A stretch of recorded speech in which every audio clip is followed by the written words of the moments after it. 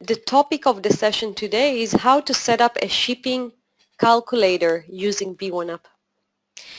If you've seen some of my previous presentations, then usually I give this example in the demos. However, I would like in this session to explain you how to build this type of a calculator with your customers and what actually are the building blocks of doing something like that. Before we get started, I would like just a few words about Boyum. As you know, and about B1UP, we're all about customizing, okay, and about adding business logic. And this is the purpose of this series of webinars that we're producing in the months to come, which is the how-to webinars, because we really want you to understand how to build solution, how to combine different configurations, and then how this configuration and this combination of different functionality can help your customers' businesses. Okay, so throughout this session, as I mentioned, please feel free to raise your question. If you have a specific question about a customer requirement that you can remember and you would like to ask me, please feel free. I'm going to address those questions at the end of the session. Okay, so this is the mindset that I want you to take. We can do a lot of things with B1UP, and all of it doesn't have to do with any code writing. Okay, because what actually happens when a customer needs a new customization in SAP Business One? So as you know, we have, it's a process actually. We have a developer to assign, we have scoping to do, we have coding, we have testing, we have training, and then on top of it, we have maintaining that code. Okay, so all of that custom code to fulfill a certain requirement costs a lot of money. Now, it doesn't cost only the customer, but it costs you as the partner in the number of service hours and sometimes even free development if, for example, there is a bug in a future patch of SAP Business One that will have you make you change the code that you've written. Usually that's with no cost, and then that means that the development is always tied up with maintaining different types of codes for different customers. And we're trying to eliminate that. We're trying to say, okay, keep the custom code for whatever it's needed, but in most of the cases, in most of the requirements, use B1UP. Okay, and I'm sure some of you in this session had the experience before of working with B1UP and configuring it, but the way that when we introduce it to customers through the partners, then we say that this package is something that you can take and build on top of it for years to come. It's not a requirement, it's not something, it's not a package that only handles one requirement. You take it as a package that will serve all your future requirements and in one package that is very easy to upgrade, it's very easy to install and to maintain. Okay, so now I want to go into the calculator. I want to first, before I go into what it takes to build it, I want to show you the functionality, the end result, and then we're going to dig down inside the configuration to see exactly what are the building blocks. And again, this is a simple configuration, and it doesn't include too heavy SQL statements, and that's because I would like to have this training easy to understand. Okay, but of course you can take this configuration and make it even more extensive in functionality. So I want to start with the sales order. Okay, in the sales order, usually when you speak to customers, when they click the add on the sales order, they would like to have a few things done. They would like to have a few calculations done, to add their own business logic. And you know that SAP Business One is a plain vanilla software. Of course, it has it formatted searches, but in general, if you're looking to have kind of a shipment and incentives calculator in a sales order, usually it requires a custom code, maybe a stored procedure, but I'm not sure about that. Okay, so I would like to show you the functionality. In general, when you pick a customer, if we go and pick one of the customers in here, okay, this customer in general, he has no available credit. This is just an alert. It's not a block. Okay, and then when we go and add items into the sales order,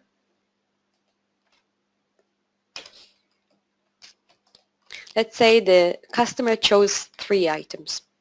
And then we would like to go and add it. However, we have a button called fee. And this button is exactly our calculator. Okay, everything behind this button is the calculator logic. So, for example, if I want to calculate the fee or the shipping cost on that sales order, then I can just click the fee, and the system is going to tell me that the number of items in this document is less than 10 if I would like to add a shipment cost item. Now this is a question. Of course I can configure it in a different way, but for the purpose of this demo we've done it as a question. I'm going to click the yes, and then we're going to see a shipment of $25. Okay? Let's say that the customer would like to add more items. He changed his mind and he decided that he would like to add some more items. So we've added here a report. Of course, this is not the purpose of the training, but we've added here a report that basically highlights what are the top sold items that we have in the system. And I can come here and I can look for a battery because that's what the customer would like to add, and I can see that I have this laptop battery, and I click on the search and it's another one and another one. Well, I only have two. Let's add those two laptop batteries, and I'm going to add 4 from here and 5 from here. I hope you're all familiar with the SQL report functionality that now allows you to search inside the report and of course select information from the report into the originating form. Okay, so now we have those two batteries with the number of with the quantity that I've selected. And when I'm going to click on the fee, it will tell me that now we have the number of items in this document is less than 20, so it's actually summing or doing a sum of the quantity. And it asks me if now I want to add a shipment a cost item with 50% discount. So the same button, different result. I'm going to click on the yes, and I will see a shipment with 50% discount. Now let's say that this customer keeps on changing his mind. He wants to add more items, so we do need to calculate it again. Of course, for those advanced people in this session, you would know that you can actually configure the system not to delete it and just to recalculate it and then do it all dynamically. But with my level of expertise of SQL, I haven't done it, but of course this can be done. Okay, so now the customer would like to add some more items. I provided him the deal of the month and he's interested. We're going to click on that and it's a macro. It's basically, I'm not touching the screen at this moment in time, and the items are being added. Okay, I can also double click on an item and I can actually see when was this item purchased by this customer. Again, this is a report that was configured by double clicking or was executed by double clicking. Okay, so you can of course have access to this demo database if you would like. Okay, so we've added some more items. We have much more quantities. We're going to click on the fee. And now it tells us that the number of items in this document is more than 20 and the customer deserves a free gift. I'm going to click on the yes, and now we get a shipment item for 100% discount and a free gift. Okay, and now we can go ahead and add the order. Of course, we can always have the fee functionality. Some customers will say, you know, my users will not remember to click on the fee. So we can have the same functionality running from the add button.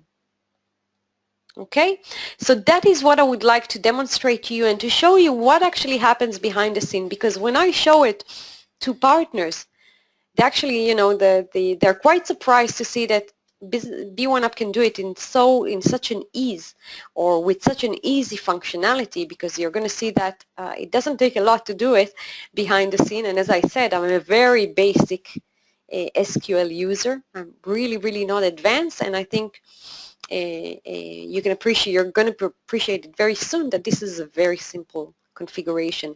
But to do it in SAP Business One, this requires coding. Okay, there is almost no other way. And what it means is that you have to assign a developer or a very, very technical person that can write stored procedure. I'm not sure if stored procedure can actually do it. But again, we're talking about the skills of the person. They have to be very, very technical. But I want to show you that actually an implementation consultant can do it, or just a regular consultant with no technical skills can create this type of functionality.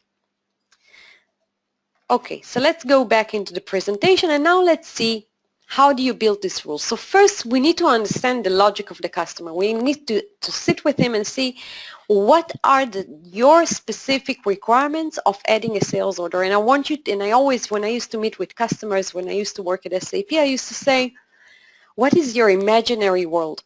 Or what is your imagination? If you could imagine a way that the system would work, how would you like it to work? So we need to understand what's the requirement from the customer.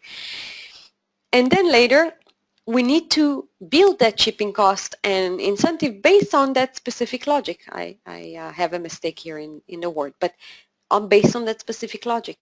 And of course, he has to test it. If I go behind the scene, what do we need in B1UP? We need a button. Okay, we need a B1 or a B1 validation. As we said, it's either we run it from an independent button called fee or whatever the name may be, or we run it on the add button, and then it means we do it by a validation. It's very easy to switch between the two.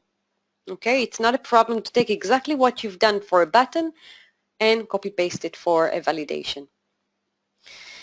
And then we need to know the line loops. And why did I pick this training? Because of the line loop. Because a lot of people find the line loops kind of complex, and I want to actually show you, like I do in my trainings, line loops is one of the easiest things to do in the system.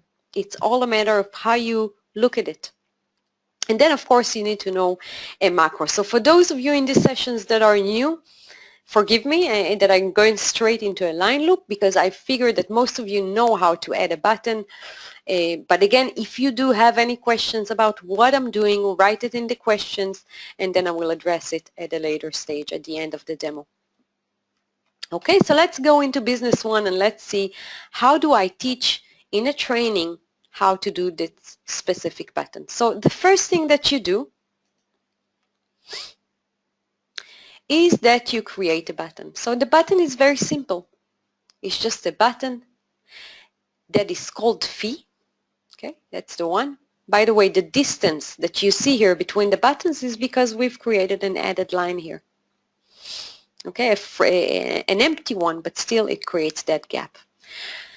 Okay, so we look at the fee, and that fee is tied into a universal function. That's it. That's the only thing that you need to do on the button.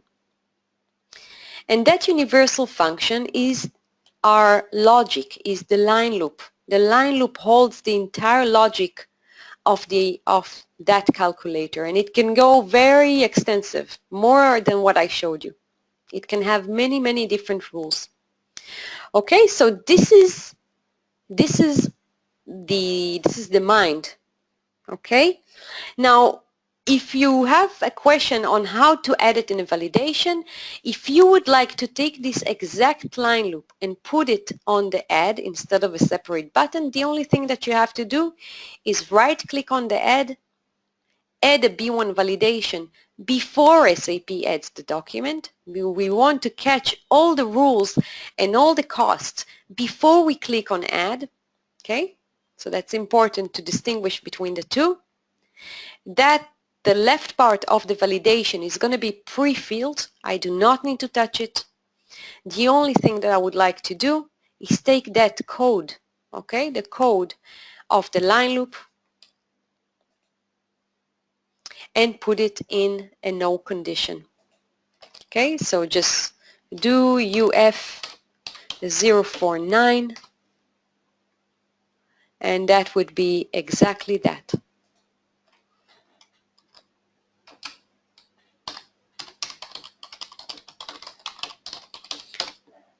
Okay, so I'm going to click on the add, and now we have the same thing running on the add. So that is added. Okay, And now it will give me, well, that's another validation. There are a few validations running on the ad, but it will give me the discount.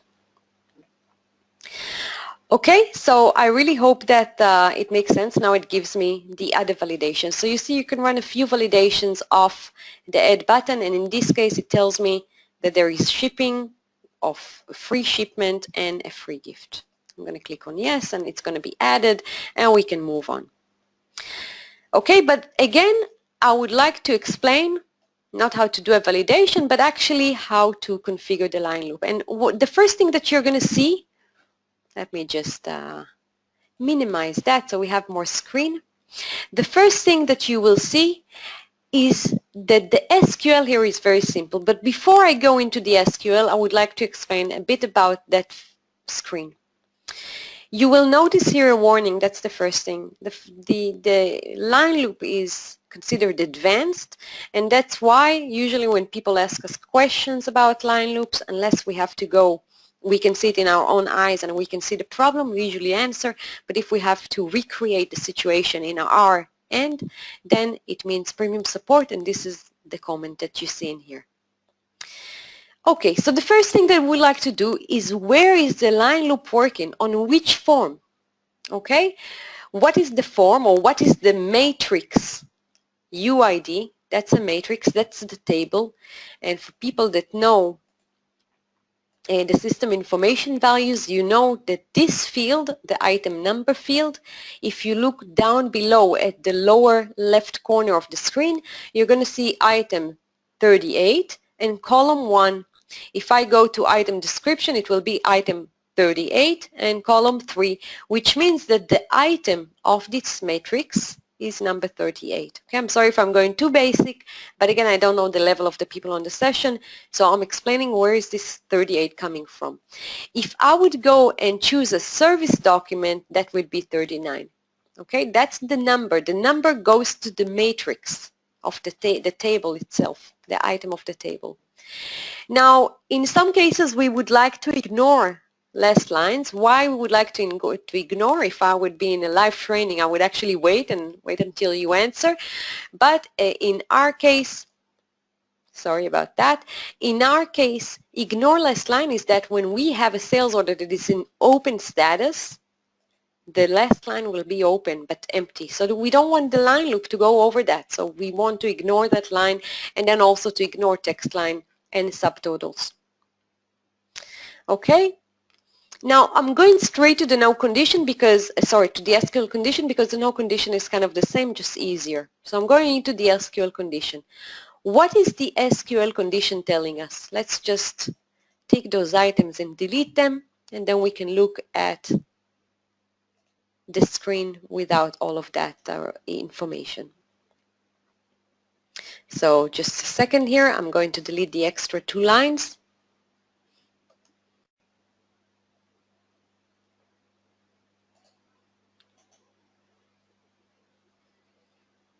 Okay, good. So now we have all of those items. And what is the line loop doing?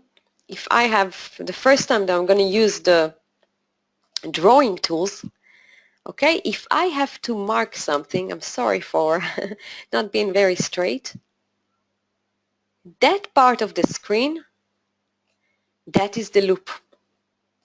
That is the line loop. This is the most important part of the line loop. And why do I say that is the loop? Because this is running for every line that matches the SQL condition. So what is the SQL condition says? It says if 38.1.0, what it means is that if item code, that's exactly 38.1.0, that's the type of the item, is not empty. What does it mean? As long as I have an item. So as long as I have an item, go and do what the line loop is doing.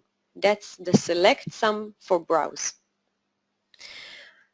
Okay, so basically it's running for every line in the sales order. So what does it do? Let's run it for the first line. Let's see what it does. If I click on the fee, it goes and runs the SQL for the first line. Do I have an item? Yes, I have an item. So go into the sum, select the sum. That's the result, that's the part of the line loop.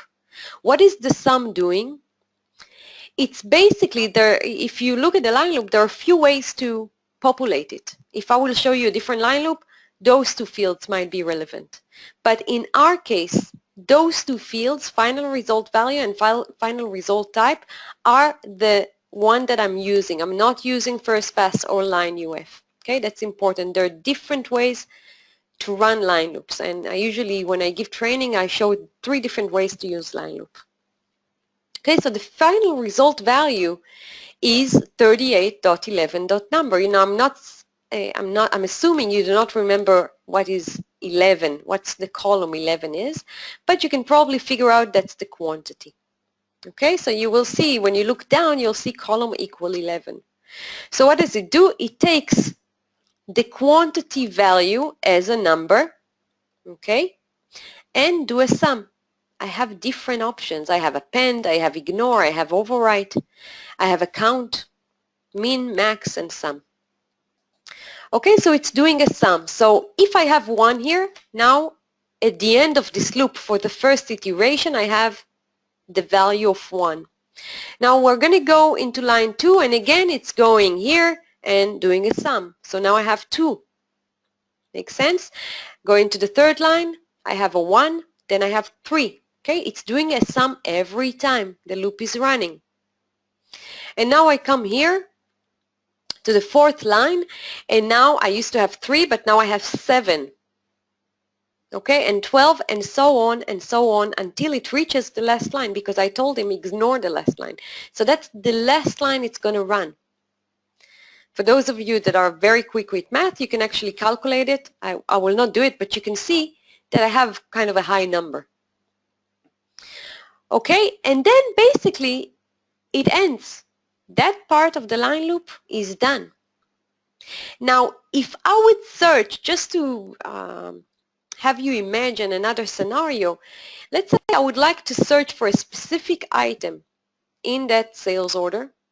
If my line loop would be totally different, then I would use the break loop. Once I found that item, I want to break out of the loop. That's what break loop means.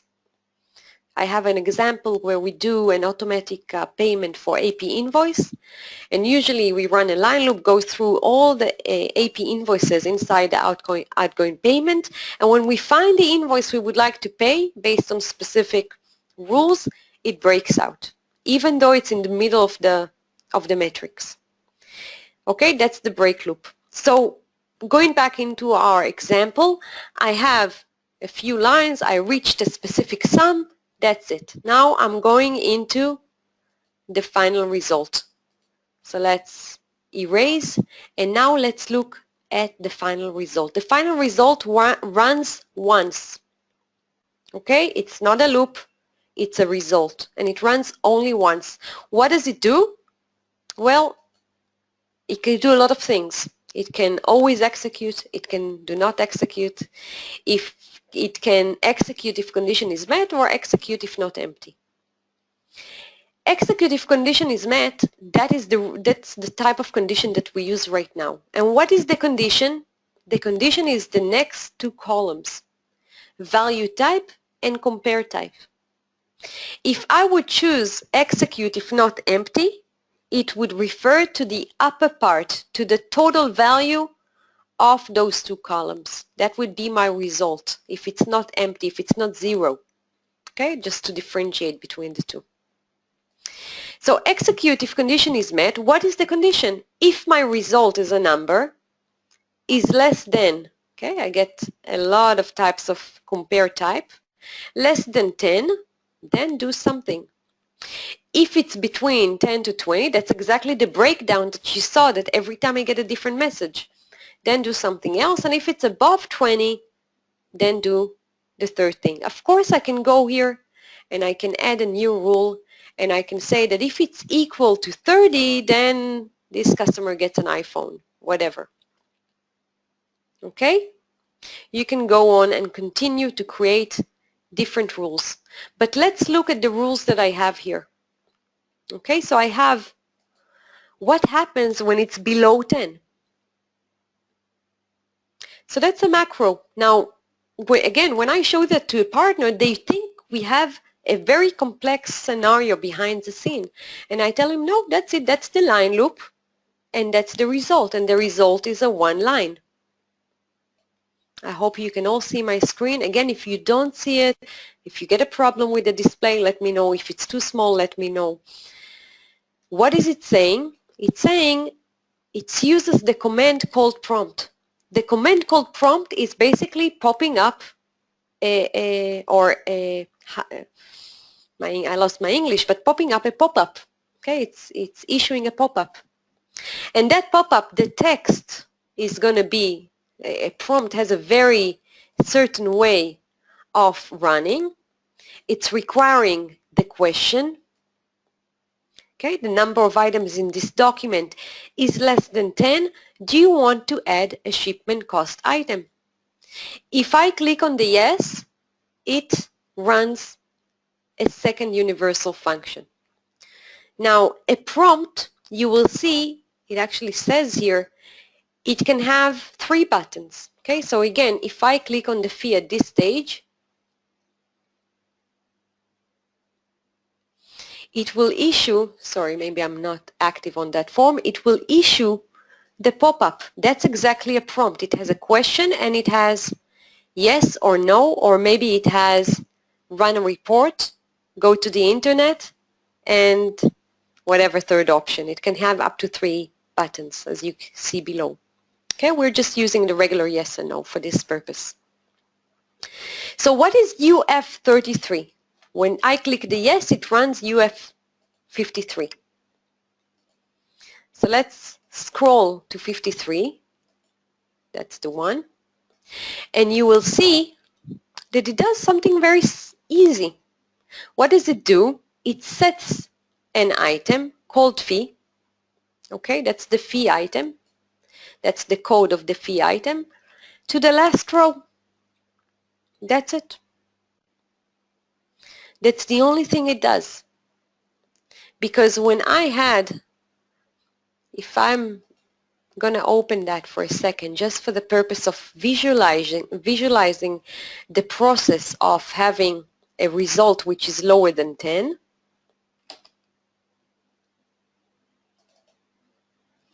Okay, so when I'm going to come here and I'm going to have those 3 items and they're going to be the quantity of 3, and I'm going to click on the fee, it says again the number of items in this document is less than 10.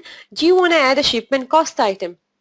If I click on the yes, it issues that macro which is going to add that fee item to the last row. Okay? Now the same happens when I go into the second one. So you can imagine it's just the same prompt command, and at this time it's having a different text. At this time it's saying that the number of document is less than 20. Do you want to add a shipment cost with 50% discount? So again, to those of you that knows the macro, knows that this is pretty easy to achieve. It's basically exactly the same set command to the last row, but at this time I'm also setting the discount for 50. And why do I have here last minus 1? Because when I add this shipment, this line is empty, right? So now the shipment item is in row last minus 1, and I want to set column 15, which is the discount, to 50. And when I'm going to go into the third example, then it's again the same prompt. And that prompt is going to say a different text and a different UF. Okay, in this case, number of items is more than 20 and the customer deserves a free gift. And when I'm going to go to number 17, which is the UF it's running when I click on the yes, it adds a fee item. Exactly the same, it sets the discount this time to 100. And it adds another item, which is an ink free item. Okay, that should be free. That's exactly that. Now you might say, okay, that's too simplified, but that's exactly what you need to take and build on top. This is the basic. And again, this is not possible in SAP configuration tools or customization tools. And believe me, I've been in this business for quite some time. This is a consultant's role, meaning this is something that a consultant may do. Because you do not have to have a very extensive technical background to do something like that, which means that if I have partners here listening on the call, your consultants can do it, or you as a consultant can do it. You don't have to rely on development to do some things like that. And it really takes just a few minutes. When you know line loop, and you see the line loop is not hard. Really, it's that easy. Then it's very easy for you to do it, and it doesn't take long. Okay, so that is the shipment calculator. It's a simplified one, but a very powerful. And just today I sat down in a presentation with a partner that was amazed by just this simple example, because he's familiar with the fact that he has to send it to development. Okay, so those are the tools that you use, and this is the purpose of those webinars, how to bring all the tools together, how to take what you know of the B1UP and start building solutions. And it doesn't have to be specific for that customer. You can actually copy it from one customer to the other, because everything that you do is exported and imported. Anything that you are doing can be exported and imported. And one thing that maybe some of you are not familiar with, when I'm going into a function button, I get this question quite a lot. When I'm going into a configuration, okay, so I highlight here the fee, I can link it into a specific category. Okay, I can say this is part of our shipment calculator. If you don't know how to do categories and why do I actually show you that, let me go and create a category with you. So you're going to see exactly what I would like to achieve here. So the categories,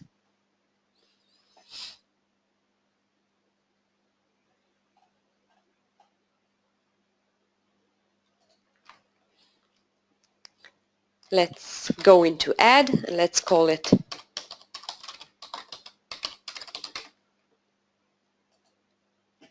okay. So now I can go, I'll probably have to reopen that and go into the fee and edit function button, and I can say, I can mark all the configurations that are having anything to do with that shipment calculator and say that they all belong to the same category. So this is a shipment calculator, and then when we go into the universal function of the line loop, we can say as well that it belongs to the shipment calculator. So I'm tying up all the configuration that has to do with that specific example, okay? Because then I can go into the shipping calculator, and in an overview I can see all the things that it has, and then I can expand it, of course, and collapse, and I can export and import. Okay, so you can bind some of the solutions. It will not export all the XMLs of all the different configuration, but it will export the names, and then you will have here to click on export and to export the different configurations. Okay, and it will be saved in an XML, and then you can forward it to another customer. Okay, then I guess that this has been the session. It's a short one, but again, if any questions, we're always here to answer. You can also use our chat, and I would like to really thank you for your time, for being in this session, and I look forward to see you in the next session, which we're going to have very soon. Have a great day, great morning, afternoon, evening for the people on the call. Bye-bye.